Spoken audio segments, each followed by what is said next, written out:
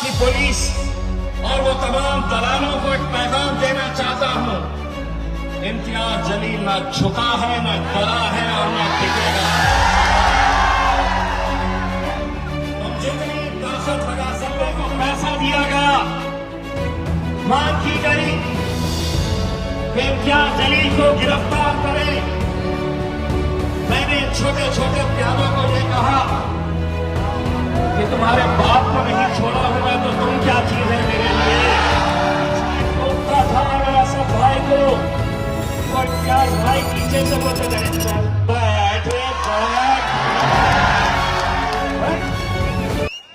देश से लेकर शहर तक हर पल की खबर, शहर का सबसे तेज न्यूज नेटवर्क औरंगाबाद तक।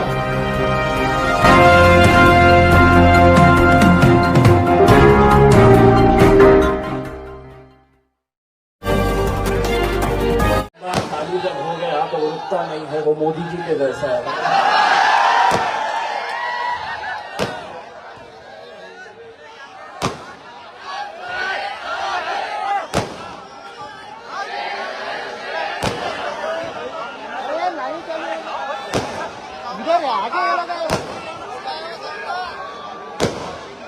कुछ बनने क्या घटे हमारी जिंदगी के, लोगों ने समझा कि हमारा दौर ही खत्म हो गया।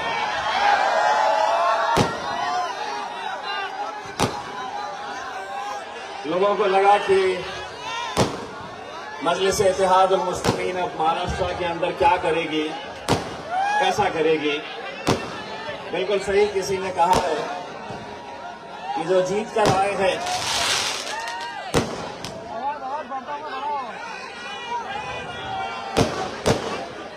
मोदी जी बंद करिए ना, कितना बोलते हैं आप।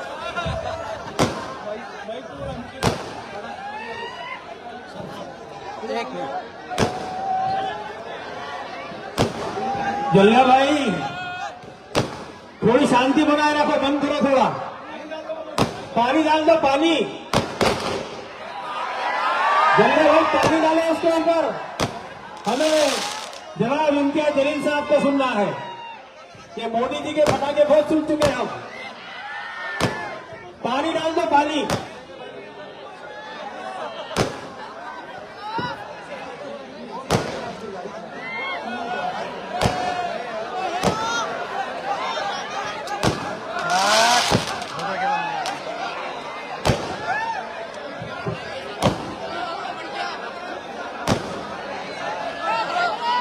लोटलाट करून राहिली ना,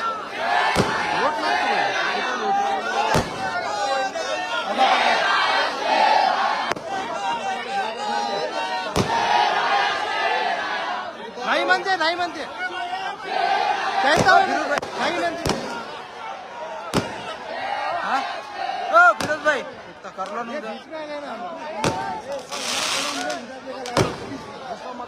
नहीं बोल। ओ सर सर थोड़ा साइड एंगल ले लो ना, थोड़ा साइड। ये सफर अपने ही लोगों ने लगाए हैं या दुश्मनों की चाल में मेरी आवाज यहाँ तक नहीं पहुंच सकती।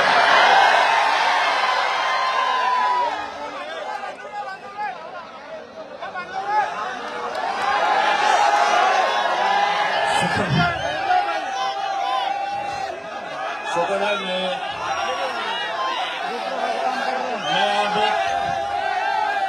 अब मेरी घड़ी के हिसाब से बोलूंगा, इनकी घड़ी और किसी की घड़ी चलेगी नहीं। बोलो, मुझे जितना वक्त था मैं उतना ही बोलने वाला हूँ। घड़ी मेरी रहेगी, वक्त मेरा रहेगा, जगह मेरी रहेगी। मुझे जितना बोलना है मैं उतना बोलूंगा इंशाअल्लाह। मेरे भाइयों, मैं आप लोगों का तहे दिल से शुक्रिया अदा करता हूँ। आज दिन भर हमने आपके इन इलाकों के अंदर वाशिम से शुरुआत किए, उसके बाद उसद गए और अभी यहां आने से पहले हम तराले शरीफ की दरगाह में गए, जहां पर बाबा ने अपनी दुआओं से नवाजा। मेरे गले में हिफाजत के लिए उन्होंने एक तावीज बांधी मुझे आज अगर आप लोगों से कुछ चाहिए तो सिर्फ आपकी दुआएं चाहिए, क्योंकि मैं डाकुओं से घिरा हुआ हूं। बड़े बड़े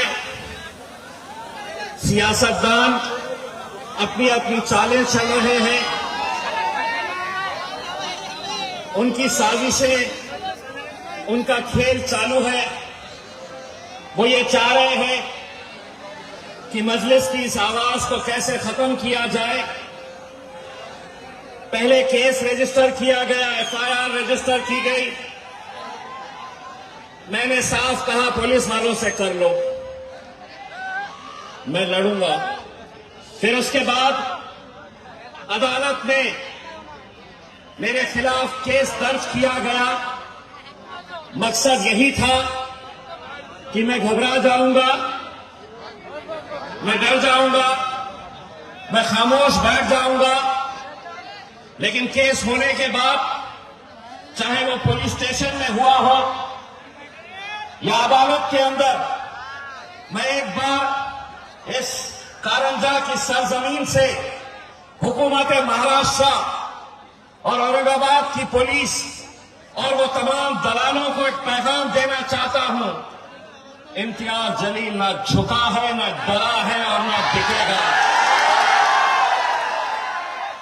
तुम जितनी ताकत लगा सकते हैं लगा लो। छोटे छोटे प्यादों को मेरे पीछे छोड़ दिए, छोटे छोटे प्यादे सड़क के ऊपर निकल आए और ये मांग कर रहे हैं हुकूमत से कि इम्तियाज जलील को अरेस्ट करो। करके देखो तो सही, किसने रोका है? करो, फिर घोड़ा मैदान सामने रहेगा। कल आपने देखा होगा मेरे शहर के अंदर एक मोर्चा, बड़ा मोर्चा निकाला गया, जिस मंत्री के खिलाफ इम्तियाज जलील ने पुख्ता सबूत दिए हैं, उसकी बेईमानी के वो मुद्दे को भटकाने के लिए इन दलों को पैसा दिया गया। मांग की गई कि इम्तियाज जलील को गिरफ्तार करें। मैंने इन छोटे छोटे प्यादों को यह कहा कि तुम्हारे बाप को नहीं छोड़ा हूं मैं, तो तुम क्या चीज है मेरे लिए? मामूली बात नहीं है। आज के इस दौर में जहां पर हुकूमतें कैसा काम कर रही है, उनके खिलाफ कोई कुछ बोला कि पुलिस का सहारा लेकर अंदर कर दिया जा रहा है, लेकिन उसके बावजूद भी मैं डट कर खड़ा हूं। जो लोग स्टेज के ऊपर आए कल ऐसे ऐसे भाषण दे रहे थे, मैं बोला बेटा, जबान का मुकाबला मजलिस के लोगों के साथ नहीं कर सकते हैं तुम। बैरिस्टर असदुद्दीन अवैसी ने इस मुल्क के अंदर गूंगे, मुक्के और बहरों को भी बोलना सिखाया है। ऐसी ऐसी बातें, ऐसा ऐसा झूठ चला रहे थे मेरे खिलाफ। मुझे राहत इंदौरी साहब का वो शेर याद आ गया उनकी महफिल देखकर। झूठों ने झूठों से कहा सच बोलो, मंत्री जी का फरमान आया है।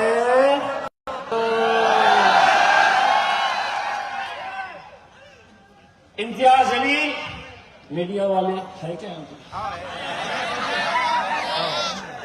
मीडिया वाला आके बोला तुम्हारा बैनर लगाया वहां पे, इम्तियाज जलील गुटखे का कारोबार करता है। मैं बोला ओह, तेरे को पता चल गया? मैं बोला मेरे दूसरे धंधों के बारे में नहीं पता चला ना? तो बोले दूसरे धंधे क्या है? मैं बोला शराब के ठेके हैं, क्लब चलाता, मटके का गांजे का कारोबार करता, 2-4 मर्डर के केसेस है, छापता।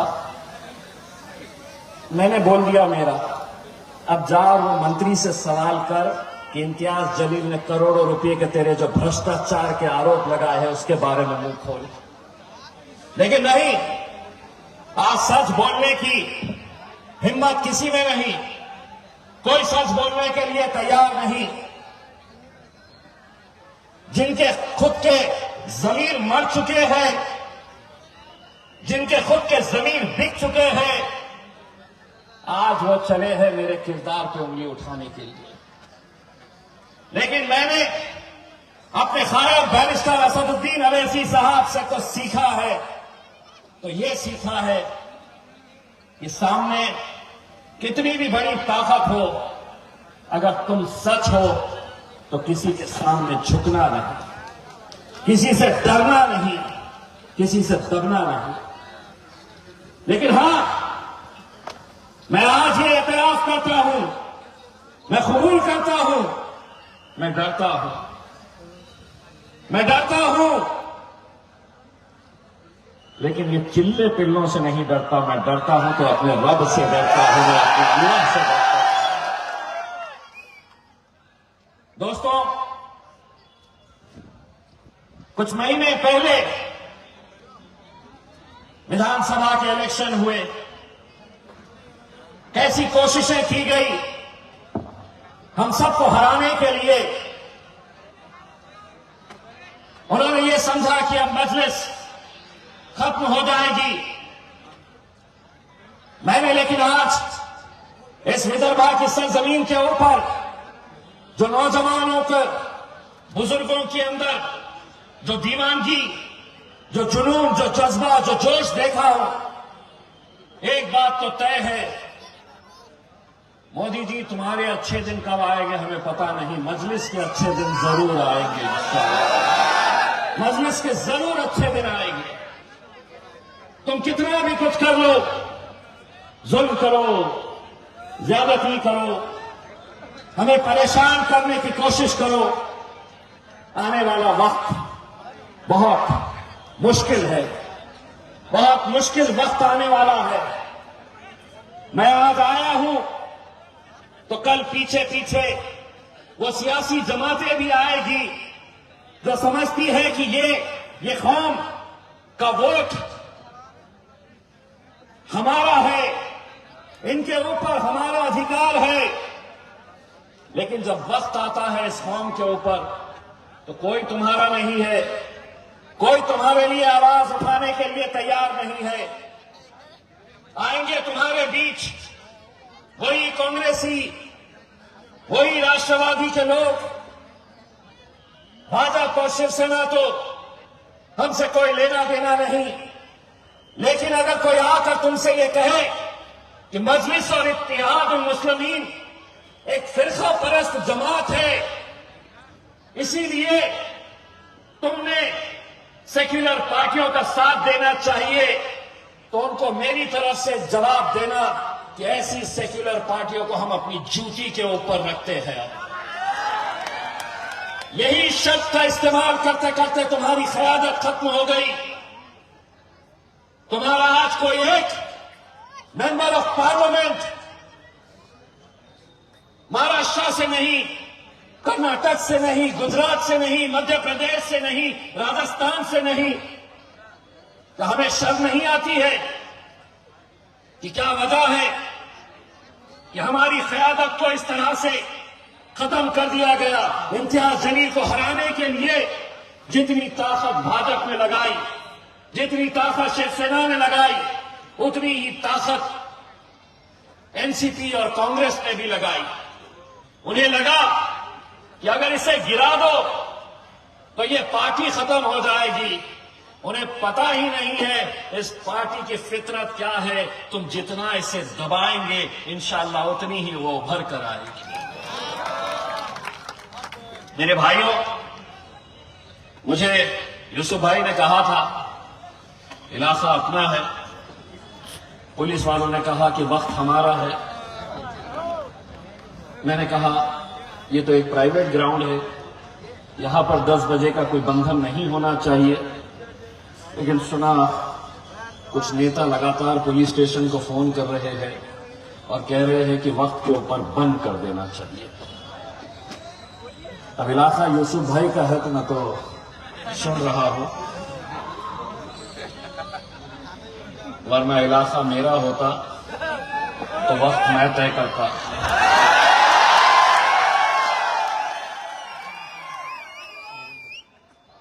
कहीं पर भी अगर प्राइवेट जगह के ऊपर अगर कोई जलसा है, हम सड़क पे करेंगे तो 10 बजे हमें भी मालूम है 10 बजे हम बिल्कुल खत्म कर देंगे। लेकिन अगर कोई प्राइवेट जगह है, आपका अपना ग्राउंड है, तो वहां पर पाबंदी किस बात की लगाई जा रही है? हो सकता है उन्हें ऐसा लग रहा होगा कि अपने पद का, अपने पोजीशन का इस्तेमाल करके इसके भाषण को कम कर दो। अगर 10 बजे के बाद मैंने माइक रख भी दिया और उसके बाद मैंने इशारों में भी बात कर दिया, आधे घंटे तक मुक्का बनकर खड़े रहकर सिर्फ इशारों में ऐसा यूं पेलते रहा, तो लोगों को समझ में आ जाएगा मैं क्या बोल रहा हूं, क्यों आया हूं करके। आज हमारे इस महाराष्ट्र के अंदर आने वाले 3 महीनों में नगर परिषद, महानगर पालिका के इलेक्शन होने वाले हैं। हमारे तमाम मजलिस इत्तेहादुल मुस्लिमीन के जिम्मेदारान यहां पर बैठे हुए हैं। दोस्तों, मैं जब पार्लियामेंट में असदुद्दीन अवैसी साहब के साथ बैठता था तो मुझे इस बात का फख्र होता था कि जब असद साहब खड़े रहते थे बोलने के लिए तो कोई भाजपाई, कोई समाजवादी का, कोई कांग्रेस का, कोई शिवसेना का लीडर वहां से उन्हें अपनी कुर्सी पर बैठकर ताने मारता था। मैं असद भाई के पीछे बैठता था और मैं असद भाई को बोलता था कि आप बोलो, मैं पीछे बैठता था। और वहां से कोई भी कुछ बोला, चाहे वो भाजपा का कितना भी बड़ा मंत्री हो, बीच में टोकता था अगर असद भाई को, तो इम्तियाज भाई पीछे से बोलते थे, चल बैठ रे बैठ। आज असद भाई जब मैं हारा तो असद भाई ने मुझसे एक बात कही थी